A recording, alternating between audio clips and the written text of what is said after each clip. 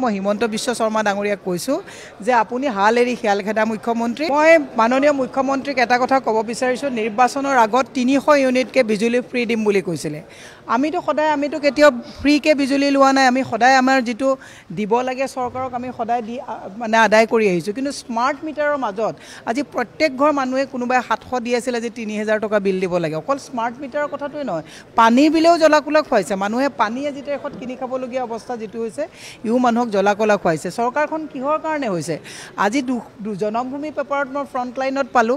আৰু কেবাখনো স্কুল বন্ধ হ'বলৈ গৈ আছে কেৱল স্মাৰ্ট মিটাৰে জলাকলা খুৱা নাই গোটেই অসমীয়াৰ সিস্টেমটো কলাপস কৰিবলৈ গৈ আছে অসমীয়া মানুহসকলক মানসিকভাৱে হাৰাশাস্তি দিবলৈ যোৱা এই চৰকাৰখনক মই হিমন্ত বিশ্ব শৰ্মা ডাঙৰীয়াক কৈছো যে আপুনি হাল এৰি খিয়াল খেদা মুখ্যমন্ত্ৰী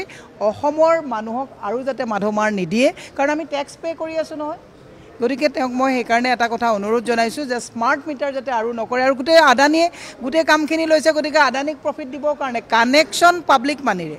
কালেকশ্যন আদানীয়ে কৰিব সেইটো আমি সহ্য নকৰিম